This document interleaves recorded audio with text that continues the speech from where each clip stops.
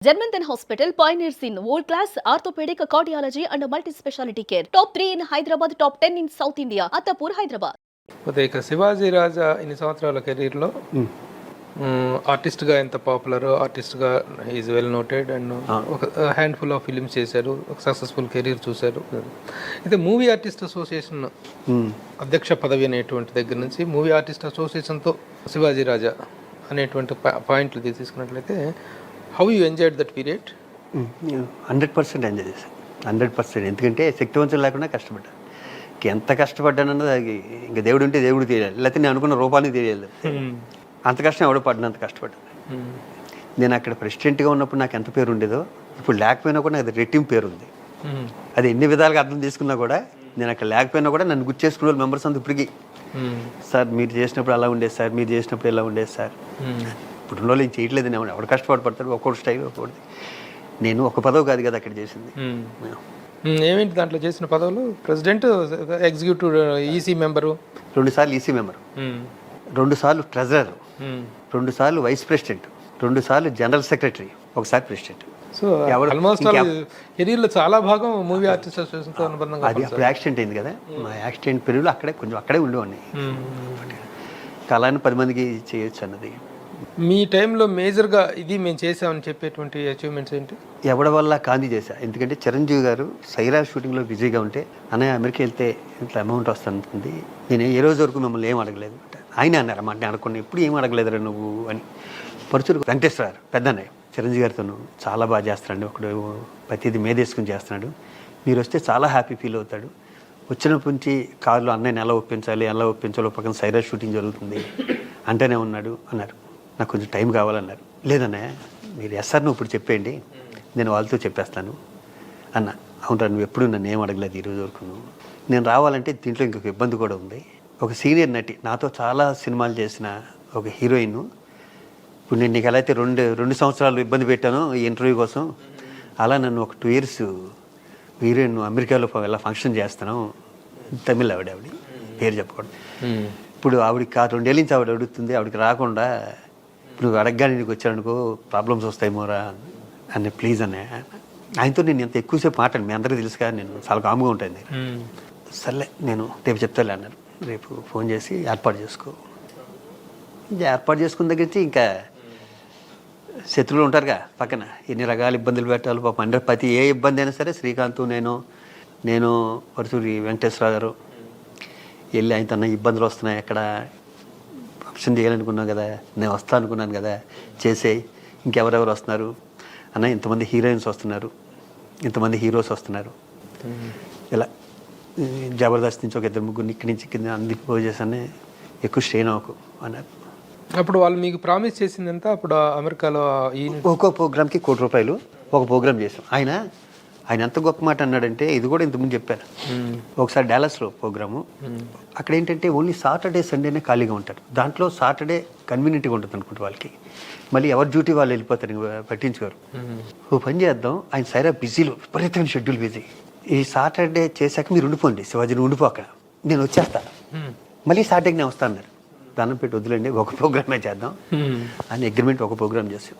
ఆయన మధ్యలో ఆయన అన్నారు, ప్రభాస్ వీళ్ళందరూ అన్నారు పాపం, ఏమని ఎందుకండి ₹1,00,00,000 మేము ఇచ్చేస్తాం. కానీ నాకేంటంటే అందరు హీరోలు పాపం, బాలయ్య బాబు నువ్వు ఎక్కడికంటే అక్కడికి వస్తా అన్నాడు, మోహన్ బాబు గారు కూడా దుబాయ్ వస్తున్నాడు. ఆయన తగిన అంటే పడదా ఆయనకి, మోహన్ బాబు గారికి ఇష్టం ఉండదు. అదంతే అది ఎందుకు నీకు పడుతుంది, నాకు పడదు. మోహన్ బాబు గారికి నేనంటే పడదు, నాకంటే అదే పెట్టు అని చెప్పిన ఏకైక వ్యక్తి శివాజీరాజు. అంటే ఎందుకు ఇష్టం ఉండదు అంటే మళ్ళీ ఫోన్ చేస్తారు తమ్ముడు అని ఎప్పుడన్నా, నేను మాట్లాడినా కూడా అదే మాట్లాడొద్దు అంటారు.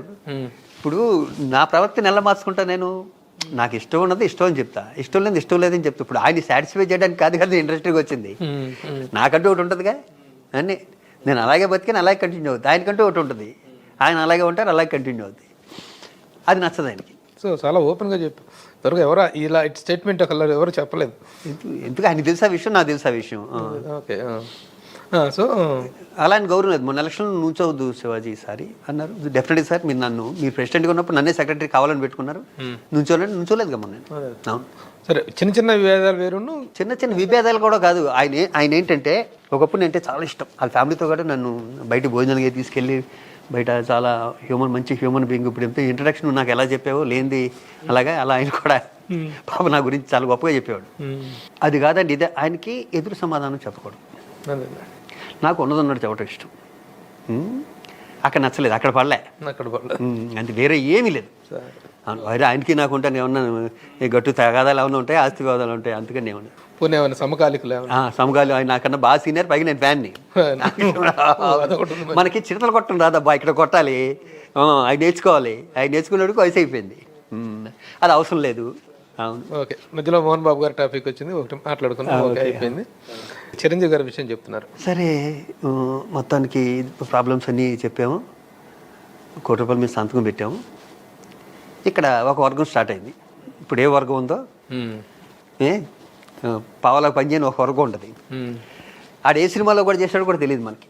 నువ్వు బోతద్దం పెట్టిన ఎత్తున కుద్దరు ముగ్గురే, మిగతా వాళ్ళందరూ బంగారాలు, నో డౌట్. దాంట్లో నా వెనకాల మిగతా అందరూ పాపం కష్టపడ్డారు, ఒకరిని చెడగొడతారు. ఈ ఎలక్షన్ దగ్గరికి వచ్చేవాడికి ఏమవుతుందంటే వీళ్ళందరూ ఒక ఉండి ఎక్కడైనా అంతే. వీళ్ళు బిజినెస్ క్లాస్లో వెళ్ళారు ఇంతమంది అని. ఈరోజు బిజినెస్ క్లాస్లో తీసుకెళ్లకుండా గూడ్ సైడ్ వెళ్తున్నాయా? డాలాస్ ఇక్కడి నుంచి బస్సు వెళ్తుందా? లేకపోతే ఫ్లైట్లో మామూలు క్లాస్లో తీసుకెళ్తే వాళ్ళు వస్తారా? వచ్చేదే ఫ్రీ అక్కడికి, అందరూ హీరోయిన్స్ ఫ్రీ ఆఫ్ సర్వీస్ కదా. పైగా బిజినెస్ క్లాస్ అన్నది మూవీ ఆర్టిస్ట్ స్టేషన్ తీస్తుందా? వాళ్ళు తీస్తారు. నువ్వు షూటింగ్ వెళ్తే వీళ్ళకి కామన్ సెన్స్ లేని అదవాళ్ళ ఇద్దరు ముగ్గురే జూనియర్ ఆర్టిస్టులు. వాళ్ళు పైగా ఆర్టిస్టులు కూడా కాదు వాళ్ళు. ఎవరైనా హీరోస్ ఎవరైనా బిజినెస్ క్లాస్లో లేకుండా వెళ్తారా ఎక్కడికన్నా? అది మూవీ ఆర్టిస్ట్ స్టేషన్ పెట్టుకుంటుందా? వాళ్ళే కానీ మనం షూటింగ్కి వెళ్తున్నాం ఎక్కడికన్నా, నువ్వు పెట్టుకుంటావు టికెట్, ప్రొడ్యూసర్గా పెట్టుకుంటాడు కదా. అది లేపారు, వీళ్ళు బిజినెస్ క్లాస్లో వెళ్ళారు. అంటే వాళ్ళు రేపిన పాయింట్ కూడా ఒకటి ఉంది. చెప్పు. బిజినెస్ క్లాస్లో ఇప్పుడు చిరంజీవి గారు లాంటి ఏ క్లాస్ స్టార్స్, పెద్ద యాక్టర్స్, సీనియర్ యాక్టర్స్ వెళ్ళారంటే ఓకే. చిన్న చిన్న యాక్టర్స్ కూడా బిజినెస్ క్లాస్ లో తీసుకెళ్ళి ఒక్కడెళ్ళే ఎవరు వెళ్ళారు చెప్పండి? బిజినెస్ క్లాస్ లో వెళ్ళిన వాళ్ళు ఎవరు? చెప్తా. ఎకనామీలో వెళ్ళిన వాళ్ళు ఎవరు చెప్పండి? ఎకానమీ క్లాస్ లో వెళ్ళిన వాళ్ళు ఎవరు? శ్రీరామ్. ఎవరు ఎకానమీలో చెప్పింది? ఎకానమీ ఏడి శ్రీరామ్ గారు, ఉత్తేజు, ఆలీ. ఆలీ కన్నా పెద్ద ఆర్టిస్టులు వీళ్ళు, ఈ బొగడగాళ్ళు. ఆలీ కన్నా సీనియర్స్ ఉన్నారు అక్కడ. ఆలీకి ఉన్న దాంట్లో 1% ఉంటుంది వీళ్ళు ఎవరికైనా, ఏదైతే ఏ విషయంలో ఉన్నా సరే. ఆలీ, ఉత్తేజు, నాగినీడి గారు, బెనర్జీ, వీళ్ళంతా ఎకానమీలో వెళ్ళారు. నేను బిజినెస్ క్లాస్. నేను శ్రీకాంత్ ఫారెన్ వెళ్ళిన ఇద్దరు సొంత డబ్బులని బిజినెస్ క్లాస్లోనే వెళ్తాం. నేను ఒక్కనే ఫారెన్ కూడా వెళ్తే నేను మామూలు దాంట్లో వెళ్తాను. ప్రెసిడెంట్కి నేను మామూలు దాంట్లో కూడా వెళ్ళొచ్చు, కానీ వెళ్ళలే. అది కూడా చెప్తాను నెక్స్ట్. మిగతా అందరు హీరోయిన్లు అందరూ బిజినెస్ క్లాస్లో వచ్చారు, మిగతా అంతా. అవును, కొంతమంది యాంకర్స్ కూడా దీంట్లో వచ్చారు, బలవంతంగా ఎవరికి పైసా ఇవ్వకుండా తీసుకెళ్ళిన వాళ్ళకి. కొంతమంది హీరోయిన్స్ మాకు బిజినెస్ క్లాస్ వద్దండి, ఒకళ్ళు ఇద్దరు మెంబర్షిప్ ఇవ్వండి మాకు అన్నారు. వాళ్ళకి మెంబర్షిప్ ఇచ్చి ₹1,00,000 పెట్టి వాళ్ళు తీసుకెళ్ళాయి. శివాజీరాజు ఉన్నాడు అంటే అక్కడ ప్రతి పైసాకి లెక్క ఉంటుంది, 200% జెన్యూన్గా ఉంటుంది కదా. మరి ఈ లేపిన వ్యక్తి వచ్చారు, మా ఊళ్ళు కూడా చెడగొట్టేళ్ళారు నరేష్ని పక్కన. ఈ నలుగురు ఈ జూనియర్ ఎవడ వాళ్ళ పేరు కూడా తెలియదు. వేస్ట్, నీకు చెప్పిన వేస్ట్. నువ్వు వాళ్ళని ఏది సినిమాలో నెతుకుదా ఉన్నా కూడా వాళ్ళు కనిపించరు నీకు. అది ఏమైందంటే ఇప్పుడు మేము మలేషియా తీసుకెళ్లారు నన్ను, నా దగ్గర సెక్రటరీగా ఉన్న, నేను ప్రెసిడెంట్ అనుకున్న టైంలో మా తమ్ముడు నరేష్, పరుసూరు వెంకటేశ్వరరావు, మేము బిజినెస్ క్లాస్లోనే వెళ్ళినప్పుడు అక్కడ రజనీకాంత్ గారు వీళ్ళందరూ మొత్తం సపరేట్ ఫ్లైట్లో వచ్చారు. మీరు సపరేట్ ఫ్లైట్లో ఏం తీసుకెళ్లేదు వాళ్ళని కదా. అది అసలు సిల్లీకి వచ్చింది తెలుసా. అది సుమన్ టీవీలో మీ పర్సనల్ అండ్ బిజినెస్ ప్రమోషన్స్ కోసం కింది నెంబర్కి కాంటాక్ట్ చేయండి.